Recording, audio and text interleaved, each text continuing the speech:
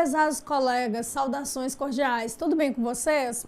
Estão conseguindo acompanhar as reflexões trazidas pela disciplina? Lembramos que toda e qualquer dúvida deverá ser postada no nosso fórum Tirar Dúvidas, pois lá você terá o suporte necessário para prosseguir seus estudos sem maiores complicações, ok? Estamos aproximando assim do final da disciplina e é importante você ter muita clareza sobre tudo que discutimos aqui. Como também é necessário que suas atividades na plataforma estejam em dias. Se vocês perderem os prazos, vão acumular atividades a serem feitas e fica complicado para vocês conseguirem alcançar depois. Nossa conversa de hoje continua em torno das políticas sociais do Estado brasileiro. Dessa vez, no que tange especificamente a assistência social e a segurança alimentar. E, por fim, falaremos sobre as políticas públicas de trabalho e geração de renda. Essa é a nossa quarta e última aula. E esses assuntos estão disponíveis no livro da nossa disciplina, nas páginas 94 a 129, ok? Então, assim, a assistência social no Brasil, né?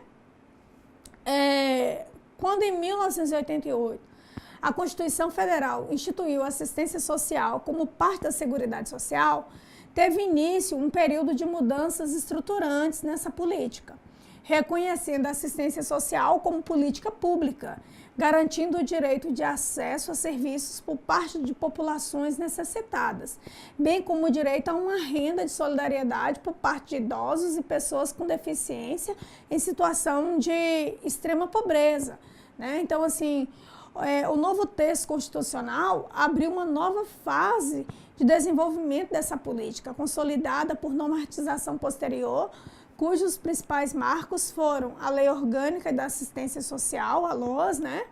A Política Nacional de Assistência Social, PNAS, e a Norma Operacional Básica, NOB, que regulamentou o Sistema Único de Assistência Social, SUAS.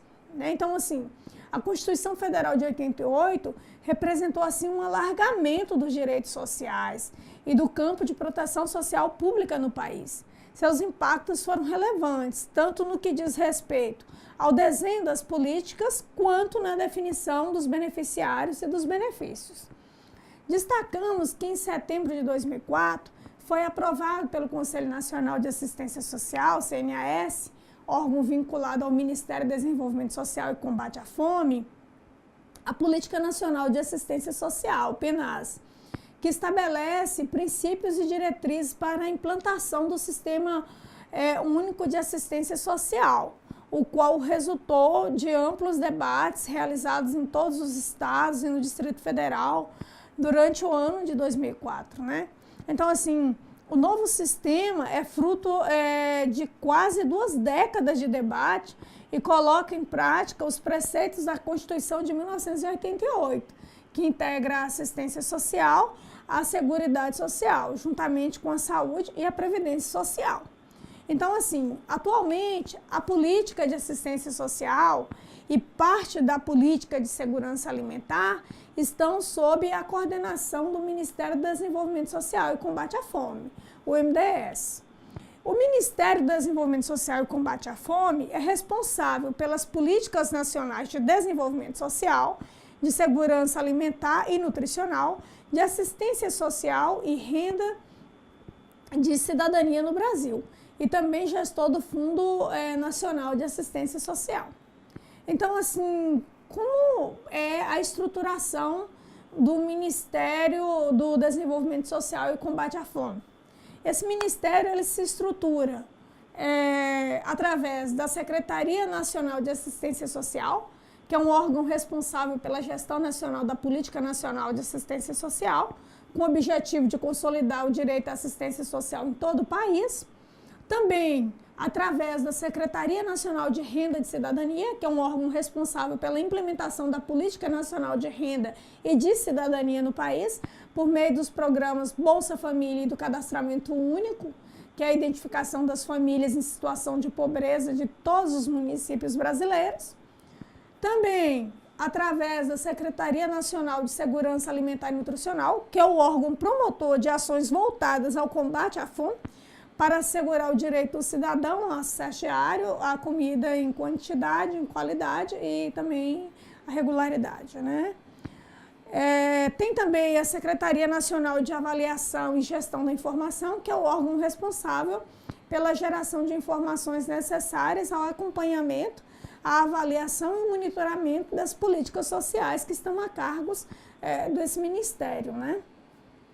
A Secretaria de Articulação Institucional e Parcerias, que é o órgão responsável por fomentar parcerias com entidades da sociedade civil e a interlocução com governos federal, estadual e municipais, com vistas a combater a exclusão social, ok? Então, assim, vamos ver um pouco os programas sociais coordenados pelo Ministério do Desenvolvimento Social e Combate à Fome. Então, vinculado a esse ministério estão os programas da Bolsa Família, Fome Zero, Atenção à Pessoa Idosa, Atenção Integral à Família, Atenção às Pessoas Portadoras de Deficiência, Combate à Exploração Sexual de Crianças e Adolescentes, Atenção à Criança de 0 a 6 anos, Erradicação do Trabalho Infantil e os benefícios variáveis vinculados ao adolescente, ok? Então, assim, desses programas, nós escolhemos, assim, para falar um pouco mais para vocês, mesmo por causa da amplitude deles, do destaque que eles ganharam. Nós vamos falar um pouco mais sobre o Bolsa Família e o Fome Zero. O Bolsa Família, ele foi instituído pela unificação dos programas Bolsa Escola, Bolsa Alimentação, Acesso à Alimentação e Auxílio Gás. E tem por objetivo a transferência de renda para as famílias em situação de pobreza ou de extrema pobreza. Para conseguir acesso ao Bolsa Família em 2017, é necessário que a família comprove a situação de extrema pobreza. Família em que a média de renda entre todos os membros não ultrapasse os R$ 170 mensais que tem direito, né? Caso a renda mensal da família ainda seja inferior a R$ 85 por pessoa, a família poderá receber um auxílio extra para ajudar a superar essa pobreza, né? Além disso, é necessário comprovar que as crianças estejam estudando no período apropriado e também estejam com a carteira de vacinação em dias. Esses dois critérios são mandatários para que o benefício continue sendo pago e, caso uma família não cumpra alguma dessas obrigações, o benefício é cortado, até que a situação seja regularizada. Então, assim, o programa Bolsa Família atende mais de 12 milhões de famílias em todos os municípios brasileiros. Então, vários estudos mostram que o programa já apresenta resultados importantes. Dentre eles, o programa de Bolsa Família está bem focalizado, ou seja, efetivamente chega às famílias que dele necessitam e que atendem aos critérios da lei. O programa contribui de forma significativa para a redução da extrema pobreza e da desigualdade. O programa contribui para a melhoria da situação alimentar e nutricional das famílias beneficiárias. Então, assim, o programa de Bolsa Família, apesar de ser coordenado em nível nacional pelo governo federal, conta com a participação efetiva das 3 esferas de governo, como corresponsáveis pela sua execução, estabelecendo um modelo de gestão compartilhada entre a União, os estados e também os municípios, né, para sua implantação, gestão e fiscalização. Quanto ao programa Fome Zero, trata-se de uma estratégia impulsionada pelo governo federal para assegurar o direito humano à alimentação adequada às pessoas com dificuldades de acesso aos alimentos. Então, assim, tal estratégia se insere na promoção da segurança alimentar e nutricional, buscando a inclusão social e a conquista da cidadania da população mais vulnerável à fome. Atua a partir de 4 eixos articuladores, que é o acesso aos alimentos, o fortalecimento da agricultura familiar, a geração de renda e articulação, a mobilização e controle social. Compõe o Fome Zero os seguintes programas, né? Bolsa Família, decorrente da incorporação dos programas Bolsa Escola, Bolsa Alimentação e Auxílio Gás, restaurantes populares, construção de cisterna, distribuição de alimentos em situação de seca ou calamidade pública e financiamento para a agricultura familiar. A atuação integrada dos ministérios que implementam políticas fortemente vinculadas às diretrizes do Fome Zero possibilita uma ação planejada e articulada com melhores possibilidades de assegurar o acesso à alimentação, a expansão da produção e o consumo de alimentos saudáveis, a geração de ocupação e renda, a melhoria na escolarização, nas condições de saúde, no acesso ao abastecimento de água, tudo sob a ótica dos direitos de cidadania, né? Então, assim, diante de tudo isso, queremos destacar alguns aspectos positivos do programa Fome Zero, que são: priorizar o tema da fome na agenda política do Brasil, com repercussões no cenário mundial, além de reforçar a participação e a mobilização da sociedade, possibilitar a vinculação entre a política de segurança alimentar e nutricional e a necessidade de repensar a ação do Estado. Quanto mais garantida a integração das áreas envolvidas nesse tema, mais estimuladas as parcerias e melhor promovidos os canais de participação popular e controle social, maior é a possibilidade de consolidação efetiva dessas políticas, ok, pessoal? Então, assim, vamos falar também um pouco mais sobre o Sistema Único de Assistência Social, né? As SUAS. Trata-se de um sistema público não contributivo, descentralizado e participativo, destinado à gestão da assistência social no Brasil, através da integração das ações dos entes públicos, União, Estados, municípios e Distrito Federal, e das entidades privadas de assistência social. Ele deve atender a todos os cidadãos que dele necessitarem, né? Então, portanto, o SUS refere-se à gestão da assistência social de forma descentralizada e participativa, constituindo-se na regulação e organização em todo o território nacional das ações socioassistenciais. No SUS, os serviços, programas, projetos e benefícios têm como foco prioritário a família e o território como base de organização, que passam a ser definidos pelas funções que desempenham, pelo número de pessoas que deles necessitam e pela complexidade, né?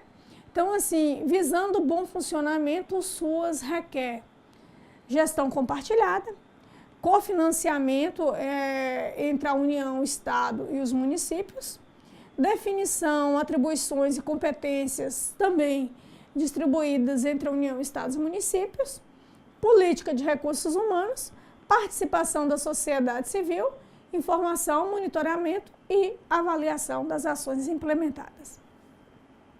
O sistema emana da Lei Orgânica da Assistência Social, a LOAS, que foi promulgada em 1996, e prevê uma organização participativa e descentralizada da assistência social, com ações que têm como foco a família.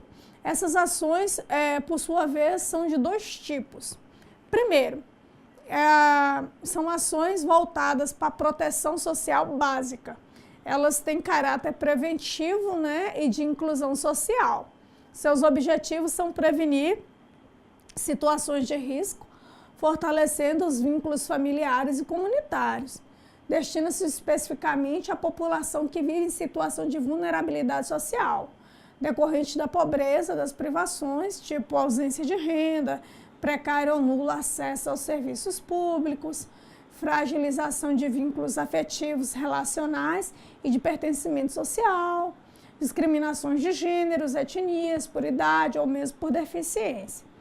Consiste em serviços tais como programa de atendimento integral à família, agente jovem, apoio à pessoa idosa, apoio à pessoa com deficiência, benefícios de prestação continuada, programas de geração de trabalho e renda, benefícios eventuais, tipo auxílio natalidade e também mortalidade, e também o próprio Bolsa Família, né? A outra política que é desenvolvida pelo SUAS é exatamente a proteção social especial, que é um programa considerado de média complexidade, é dirigido para pessoas em situação de vulnerabilidade, risco pessoal e social, decorrentes de abandono, privação, exploração, violência, delinquência, dependência químicas, maus tratos físicos ou psíquicos, abuso sexual, ou seja, situações de violação de direitos, né? Mas que não ocorreu com o rompimento dos vínculos familiares ou comunitários. Então, assim, discutida a questão do sistema de assistência social, vamos ver um pouco a questão da segurança alimentar e nutricional, né? O SAN. É muito bom podermos constatar que nos últimos anos a fome deixou de ser um tema oculto, né? E se tornou um tema da agenda política do Estado e da sociedade brasileira. Então, visto que a segurança alimentar e nutricional compreende a realização do direito de todos ao acesso regular e permanente a alimentos de qualidade em quantidade suficiente, sem comprometer o acesso a outras necessidades essenciais, tendo como base práticas alimentares promotoras de saúde que respeitem a diversidade cultural e que sejam ambiental, cultural, econômica e socialmente sustentáveis. Então, assim, destacamos que na América Latina, o Brasil, o Chile, o Equador e o México já alcançaram a primeira meta do desenvolvimento do milênio, que visava reduzir pela metade o número de pessoas em situação de insegurança alimentar até 2015. Entretanto, não podemos dizer que o Brasil já cumpriu seu dever de casa. A insegurança alimentar ainda atinge milhares de pessoas, muitas porque ainda não possuem acesso aos alimentos de maneira adequada, outras porque consomem excessivamente ou se alimentam de forma incorreta. Então, assim, algumas ações governamentais desenvolvidas dentro dessa política são banco de alimento, carteira indígena, cisternas, cozinhas comunitárias, distribuição de alimentos, educação alimentar e nutricional, programas de aquisição de alimentos, restaurante popular, consórcios de segurança alimentar e desenvolvimento local. Abordamos ainda 3 programas que integram o Fome Zero, né, e são importantíssimos para a segurança alimentar e nutricional, que são eles. O Programa Nacional de Alimentação Escolar, que é o PNAE, ele tem o objetivo de proporcionar um cardápio escolar que atenda às necessidades nutricionais dos estudantes, enquanto permanecem na escola, contribuindo para a prática de hábitos alimentares saudáveis e o melhor desempenho do seu aprendizado. Esse programa é acompanhado e fiscalizado diretamente pela sociedade, através dos conselhos de alimentação escolar. Os recursos para o provimento deste vasto programa provém do Tesouro Nacional, ao Fundo Nacional de Desenvolvimento da Educação, o FNDE. Cabe efetuar a transferência dos recursos aos estados e municípios, que têm a obrigação de dar suporte técnico e administrativo, mas também são desafiados a complementar e ampliar os recursos provindos do governo federal. Um outro programa que tem sido fomentado é o Programa Nacional de Fortalecimento da Agricultura Familiar, o PRONAF, né? Ele visa dar apoio financeiro através de diversas modalidades de crédito às atividades agropecuárias dos agricultores familiares. Este é um programa governamental abrangente e acessível, que ajuda a dinamizar a produção geral e de alimentos, já que a agricultura familiar é responsável pela produção de quase 80% da produção de alimentos no Brasil. Então, assim, para acessar ao programa, os agricultores precisam fazer a declaração de aptidão ao PRONAF, a DAP, e a partir daí serão enquadrados em uma ou mais modalidades de financiamento de suas atividades agropecuárias de investimento na propriedade familiar, ok? O outro programa é a Política Nacional de Alimentos e Nutrição, PNAN. Aprovada no ano de 1999, integra os esforços do Estado brasileiro, que por meio de um conjunto de políticas públicas propõe respeitar, proteger, promover e prover os direitos humanos à saúde e à alimentação. A partir das reformulações sofridas em 2011, o PNAN apresenta como propósito a melhoria das condições de alimentação, nutrição e saúde da população brasileira, mediante a promoção de práticas alimentares adequadas e saudáveis, a vigilância alimentar e nutricional, a prevenção e o cuidado integral dos agravos relacionados à alimentação e também à nutrição. Portanto, está organizado em diretrizes que abrangem o escopo da atenção nutricional no SUAS, com foco na vigilância, na promoção, na prevenção e cuidado integral de agravos relacionados à alimentação e nutrição. Atividades essas integradas às demais ações de saúde nas redes de atenção, tendo a atenção básica como ordenadora dessas ações. Ok, colegas? Ficou entendido? Então, agora sim, nós vamos tratar das políticas públicas de trabalho e geração de renda. Então, assim, nas últimas décadas, a economia mundial vem passando por mudanças que trouxeram transformações no processo produtivo e do trabalho, contribuindo para o aumento do desemprego. Então, assim, nesse contexto, as empresas buscam uma maior flexibilização do uso do capital e do trabalho, implicando na redução dos custos, sobretudo de mão de obra. Consequentemente, a desestruturação do mundo do trabalho, resultando na precarização do mercado de trabalho e também no aumento do desemprego, né? Então, assim sendo, o acesso ao trabalho digno, bem remunerado, vinculado a benefícios de proteção social, é cada vez mais raro no mundo contemporâneo. No cenário internacional, o Fordismo, o modelo de organização do trabalho industrial que predominara até os anos de 1970, é substituído por novos processos de trabalho, cunhados a partir de experiências até então periféricas, como o toyotismo, sistema forjado nas empresas japonesas, Toyota, que acabou por se propagar mundialmente.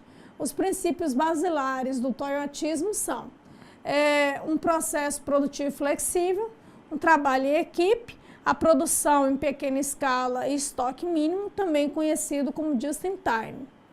Então, assim, quanto à estrutura e o funcionamento do mercado de trabalho no Brasil, né? O que é que a gente pode dizer a respeito disso? Em um período em que a economia mundial vivia um surto de crescimento econômico sem precedentes, acreditava-se no Brasil que a melhoria das condições de vida da população seria consequência direta do crescimento econômico. Então, assim, o desemprego existente era entendido como uma imperfeição decorrente do baixo nível de desenvolvimento econômico que marcava o país. O predomínio dessa concepção parece explicar a quase ausência no Brasil de programas públicos de emprego e renda, ainda no decorrer dos anos de 1960 e 1970, né? Então, assim, a situação era a seguinte: o núcleo de assalariados com emprego estável em grandes organizações públicas e privadas, embora tenha crescido intensamente, representa no final da década de 70 uma fração relativamente pequena da força de trabalho, comparativamente aos empregos em estabelecimentos de pequeno e médio porte, com mais de que um mínimo de estruturação organizacional. Então, assim sendo, o emprego assalariado pode ser classificado sobre dois critérios alternativos, segundo o tipo de empregador e também conforme o grau de formalização do contrato de trabalho. Então, assim, os resultados da aplicação dos dois critérios envolvem uma grande interseção, pois os empregadores com um mínimo de estruturação organizacional costumam formalizar o contrato de trabalho. E a maioria dos empregadores, sem um mínimo de organização, não formaliza o contrato de trabalho. Assim sendo, há uma heterogeneidade das oportunidades ocupacionais urbanas, expressada na elevada participação dos autoocupados e dos assalariados não formais, bem como na pequena proporção dos empregados e estabelecimentos de grande tamanho. Isso refletiu aspectos fundamentais do modo como se desenvolveu a economia nacional e tem uma relação muito estreita com o perfil assimétrico de espécie desigual da distribuição dos trabalhadores segundo o nível da remuneração. A diferença das remunerações é grande em todos os espectros da distribuição dos salários. mas poucos trabalhadores têm remuneração compatível e para a maioria é irrisória se comparada com o nível de produtividade alcançada no Brasil, associado ao alto grau de diversificação e integração do aparelho produtor de bens e serviços. Então, assim, no Brasil, a partir da década de 1980, as mudanças no âmbito econômico, determinadas por inúmeras tentativas de estabilização da economia, a população temia a inflação, por transformações na forma de relacionamento do país com o mercado externo, acontecendo a abertura comercial e financeira, com a implantação do modelo de integração ao capital internacional, baseado na doutrina do neoliberalismo, né? Então, apontam para a primazia das regras de mercado e da iniciativa privada, levando as empresas a buscar por ajustes aos padrões produtivos e gerenciais das empresas e novas formas de organização de produção e também de trabalho. Então, assim, as empresas buscam, enfim, adaptar-se às novas exigências de competitividade para garantir presença na nova configuração do mundo globalizado. Tais mudanças vêm promovendo alterações na estrutura e dinâmica do mercado de trabalho, tendo como consequência o desemprego, a precarização nas condições e relações de trabalho, a diminuição do emprego industrial, redução do trabalho assalariado com registro e aumento do trabalho sem registro, do trabalho temporário. Enfim, há um aumento da participação do setor informal no trabalho flexível e o agravamento da exclusão social. Então, assim, o Brasil, a década de 1990, foi marcada pelo fim da capacidade de produzir postos de trabalho suficientes para atender a demanda das pessoas que atingem a idade de trabalhar, ou seja, a população em idade ativa, a PIA, né? Então, o país viveu um período de estagnação em relação ao crescimento do emprego formal, o que resultou no acentuado crescimento do desemprego e no aumento da precariedade das condições de vida do trabalhador. Somando-se a isso, houve a diminuição dos postos de trabalho no setor industrial e na agricultura. Essa pode ser chamada de década do desemprego. Então, assim, nessa década o país gerou 3,3 milhões de desempregados, ao ritmo de um desocupado a cada 1,1 minuto por segundo, né? Então, assim, o problema do desemprego passa para a ordem do dia. Sendo assim, se nos anos de 1980 a população brasileira temia inflação, nos anos de 1990 o medo da inflação foi substituído pelo medo do desemprego, né? Este atinge pessoas de todas as idades, grau de escolaridade e camadas sociais. Então, apregou-se a ideia de que a educação é a saída para o desemprego, já que aqueles com menor escolaridade estão sem emprego. Mas, na realidade, nos últimos anos, o desemprego tem atingido também os mais escolarizados, uma vez que os avanços do processo de modernização e de reestruturação das empresas seguem provocando reduções nos níveis ocupacionais, sobretudo aqueles de maior escolaridade. Também, nos anos de 1990, verificou-se ainda uma diminuição do emprego no setor público, resultado das privatizações e do próprio enxugamento da máquina do Estado. Sendo assim, a redução dos gastos e investimentos governamentais na área social paralisou a criação dos empregos no setor público. Com as privatizações das empresas estatais, o Estado perdeu o papel de empreendedor, né? Já que tirou de seu controle setores antes estratégicos, como a siderurgia, as telecomunicações e vários outros. Então, assim, as privatizações também contribuíram com a redução dos postos de trabalho, pois os novos donos das empresas realizaram mudanças na administração do pessoal e nos processos produtivos. Ao longo da chamada era FHC, né? Então, Fernando Henrique Cardoso, quando o modelo de desenvolvimento pós-fordista chegou ao Brasil de forma mais contundente, quando houve um incremento significativo do desemprego. Então, entre 1989 e 1999, a quantidade de desempregados no Brasil aumentou de 1,8 milhão para 7,6 milhões. Apesar do impacto positivo inicialmente criado pelo Plano sobre o desempenho da atividade econômica, observou-se uma contínua deteriorização do nível de emprego.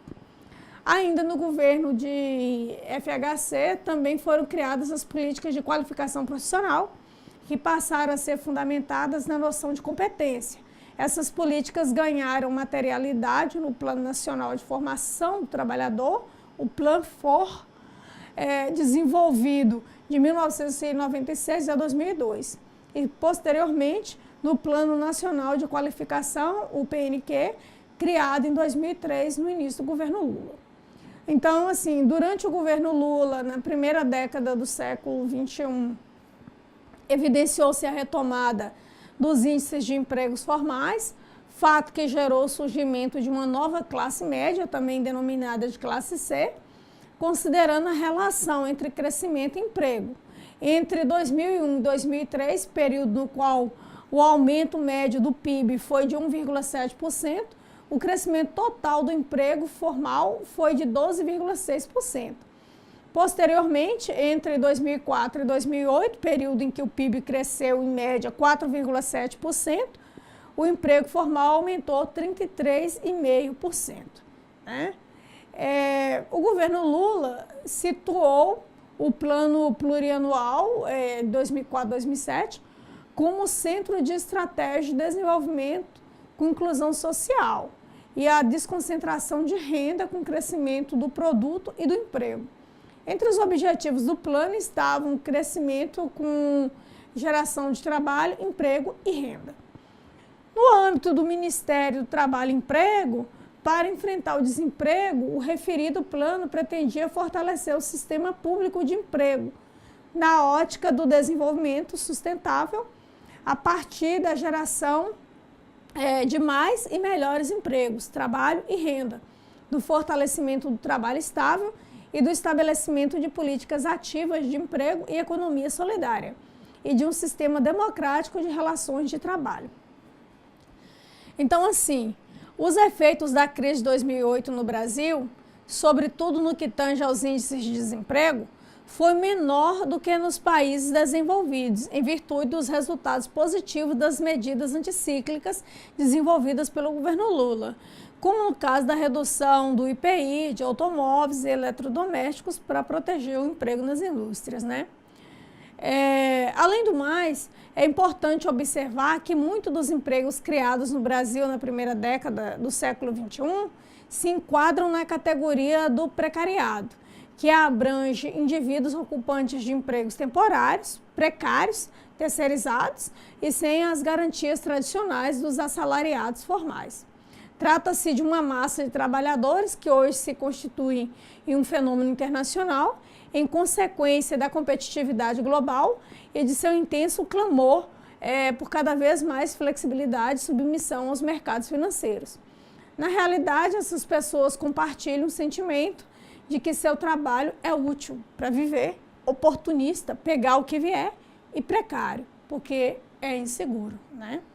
No caso brasileiro, uma categoria de trabalhadores que representa o precariado são os atendentes de telemarketing, um grupo que cresceu exponencialmente durante os dois governos Lula, sendo constituído especialmente de trabalhadores jovens, em particular mulheres e negros, além de outros em busca do primeiro emprego, né? Com garantias precárias de emprego e pressionados pelos baixos salários. Esse precariado pós-fordista inclina-se para os direitos sociais e para a qualificação profissional, que são alcançados pela combinação do emprego do call center com a faculdade particular noturna. Então, assim, a recente crise econômica que atingiu o segundo mandato da presidente Dilma Rousseff veio acompanhado de um novo ciclo de desemprego. O Brasil criou 623,1 mil postos de trabalhos formais em 2014, número que representa o pior resultado nessa área desde 1999. Em síntese, observa-se um retorno aos patamares de desemprego dos anos de 1990, fato que representa um novo desafio às políticas públicas de geração de emprego e renda no Brasil, que se confrontam com uma nova crise cíclica do capitalismo. Então, assim, essa realidade evidencia de forma contundente a natureza irracional do capitalismo